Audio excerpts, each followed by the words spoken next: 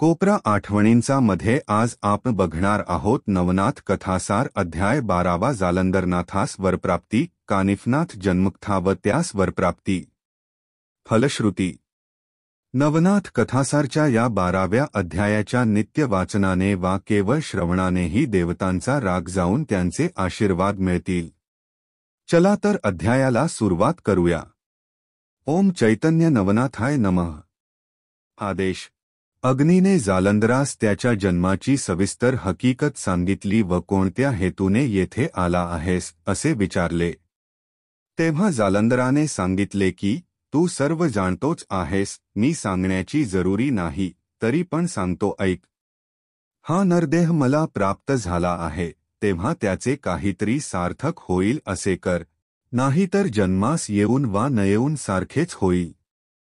माझी कीर्ती त्रिभुवनात अखंड राहील व मी चिरंजीव होईन असे कर। जालंधराची ही इच्छा ऐकून अग्नीला परमानंद झाला, त्याने त्याची वाहवा केली।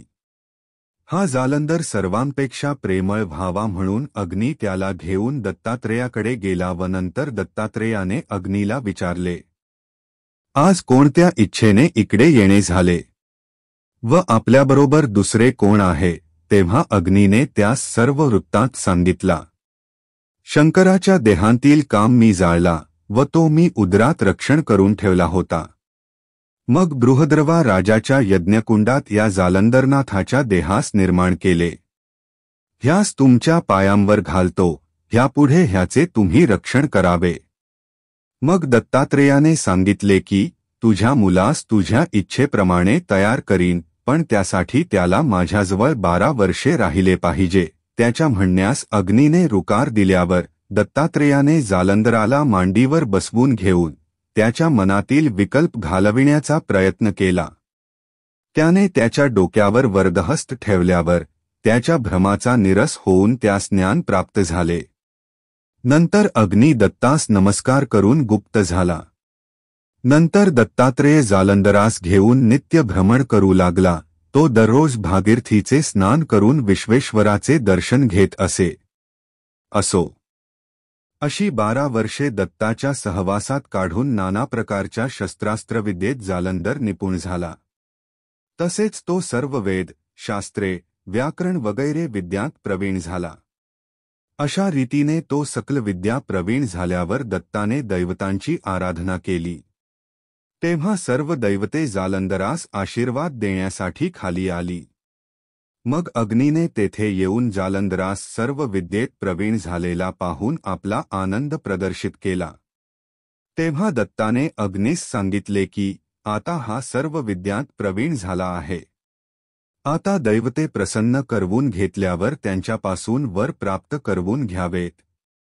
हे ऐकून अग्नीने त्यास खांद्यावर बसवून त्रिभुवनांतील दैवते दाखविली। पूर्वी मच्छिंद्राने ज्या दैवतास अनुकूल करून वर मागून घेतले होते, त्यात जालंधरास वर दिले। नंतर जालंधराने बदरिकाश्रमाला जाऊन तेथे 12 वर्षे तप केले व कसोटीस उतरल्यानंतर सर्व देवांनी प्रसन्नतेने माना डोलविल्या। नंतर ब्रह्मा, विष्णू, महेशादिकरून आलेले सर्व देव त्यास आशीर्वाद देऊन आनंदाने स्वस्थानी परत गेले। पुढे बदरिकाश्रमी बदरीश्वराने अग्नीस व जालंधरास 3 दिवस आपल्याजवळ ठेवून घेतले। त्यावेळी सत्य लोकांत घडून आलेली विलक्षण कथा शंकराने त्यांना सांगितली। ब्रह्मदेवाची मुलगी सरस्वती 12 वर्षाची असताना तिचे सौंदर्य व लावण्य पाहून स्वतः ब्रह्मदेव कामपीडित झाला। तो तिच्या मागे धावत असता त्याचा वीर्यपात झाला। तेव्हा वायाच्या वेगामुळे तो वीर्यबिंदू हिमालयाच्या वनात चरत असणाऱ्या एका हत्तीच्या कानात पडला। त्यात प्रबुद्धनारायणाने संचार केला। ह्या गोष्टीस कित्येक युगे लोटली, तरी तो हत्ती जिवंत होता।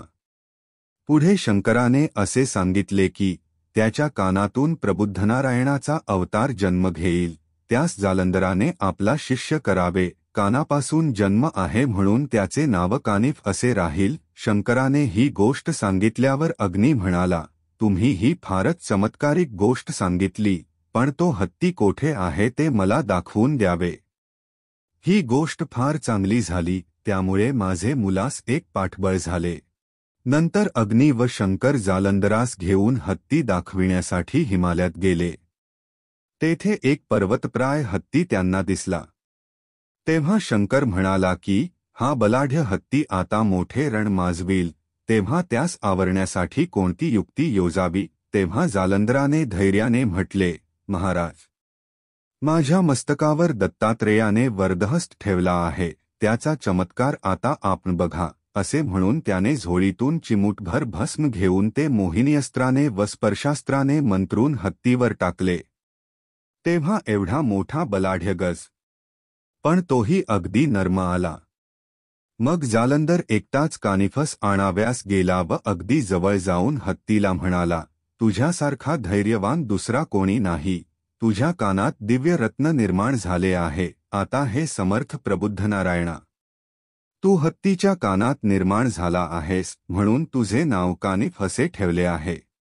आता सत्वर बाहेर ये. असे जालंधराचे भाषण ऐकून कानिफ म्हणाला, महाराज गुणनिधे, आता शांत असावे. मग हत्तीच्या कानाच्या भोकाशी येऊन कानिफने जालंधरास नमन केले व मग त्याची 16 वर्षांची महातेजस्वी मूर्ती जालंधराने हाताचा आधार देऊन जमिनीवर उतरविली. मग त्याला खांद्यावर घेऊन शंकरापाशी नेले. खाली उतरवून शंकरास व अग्नीस नमस्कार करण्यास सांगितले. त्याप्रमाणे त्याने केल्यावर शंकराने त्यास प्रेमाने मांडीवर बसविले व त्याचे मुके घेतले. पुढे त्यास अनुग्रह देण्याविषयी शंकराने जालंधराला विनंती केली. अनुग्रह झाल्यावाचून अज्ञानाचा नाश व्हावयाचा नाही हे जाणून शंकराने सुचविल्याप्रमाणे गुरुचे स्मरण करून जालंधरनाथाने कानिफनाथाच्या मस्तकावर वरदहस्त ठेवून कानात मंत्रोपदेश केला. त्यामुळे त्याचे अज्ञान तात्काळ नष्ट झाले. मग चौघेजण बद्रिकाश्रमास गेले. तेव्हा दत्ताने जे काय दिले ते कानिफनाथास द्यावे असे जालंधरास सांगून अग्नी गुप्त झाला. तेथे शंकर 6 महिन्यांपर्यंत त्यांना भेटत होते. 6 महिन्यात कानिफ सर्व विद्यात निपुण झाला. पण संजीवनी व वाताकर्षण ही 2 अस्त्रे मात्र जालंधराने त्यास सांगितली नव्हती. कानिफास अस्त्रे दैवते प्रसन्न करून द्यावी असे शंकराने जालंधरास सांगितले. पण जालंधराने हात जोडून प्रार्थना केली की कानिफ सर्व विद्येत निपुण झाला आहे, तरी त्यास वर द्यावे. हे ऐकून सर्व दैवते म्हणाली की तुला आम्ही वरप्रदान दिले, पण असे वर वारंवार दुसऱ्यांना देता येत नाही. दत्तात्रेयाने तुला विद्या शिकविली व अग्नीचीही भीड पडली, यास्तव त्यांचा शब्द मोडवेना म्हणून तुला आम्ही वर दिले. यापुढे तुमचे असंख्य शिष्य होतील, तेवढ्यांना कोठवर वर देत बसावे. याप्रमाणे बोलून देव विमानात बसून जाऊ लागले. त्यामुळे जालंधरास अतिशय संताप आला. तो म्हणाला, माझा अनादर करून तुम्ही निघून आपल्या स्थानी चालला आहात, परंतु माझा प्रताप कसा आहे तो अजून तुम्ही पाहिला नाही. आता तुम्हास माझा चमत्कार दाखवितो असे म्हणून वातास्त्राची योजना केली. तेव्हा प्रचंड वारा सुटून विमाने भलतीकडे जाऊ लागली. मग त्या दैवतांनी आपापली शस्त्रे सोडली, तितक्यांचे निवारण केले. परंतु हरिहर दुरून हा चमत्कार बघत होते. जालंधरापुढे अस्त्रांचे काही चालत नाही. हे पाहून आपापली शस्त्रे घेऊन खाली उतरण्याचा निश्चय केला. त्यात प्रथम अग्नीचा प्राण घेण्याचा बेत करून ते शस्त्रे घेऊन पृथ्वीवर उतरले. त्यासमयी जालंधराने कामिनी अस्त्र सोडले.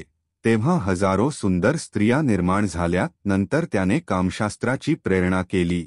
त्यामुळे देव कामातुर होऊन त्या स्त्रियांच्या मागे लागले.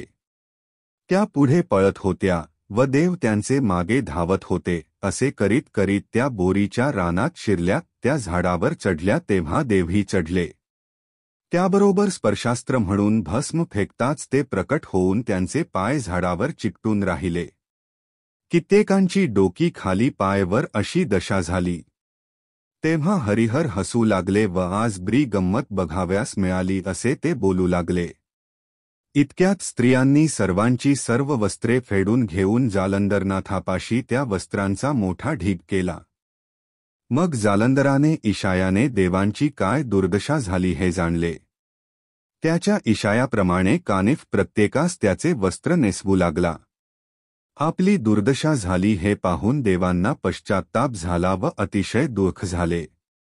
त्यास कानिफ म्हणाला, मी गुरूंच्या नकळत तुम्हास वस्त्रे नेसवीत आहे, पण ही गोष्ट त्यांना सांगू नका. तो प्रत्येक देवास वस्त्रे नेसवून पाया पडे. याप्रमाणे कानिफची नम्र भक्ती पाहून देव समाधान पावले व त्यांनी प्रसन्न चित्ताने त्यास वर दिले व अस्त्रात आम्ही सर्व प्रकारे अनुकूल आहोत असे कबूल केले. मग जालंधराने विभक्तास्त्र सोडले. तेव्हा सर्व देव झाडापासून मुक्त झाले व आपापली अस्त्रेभूषणे सावरीत जालंधरनाथाजवळ गेले. त्यास त्यांनी नमस्कार केला व कानिफस दिलेला वर त्यास कथन केला.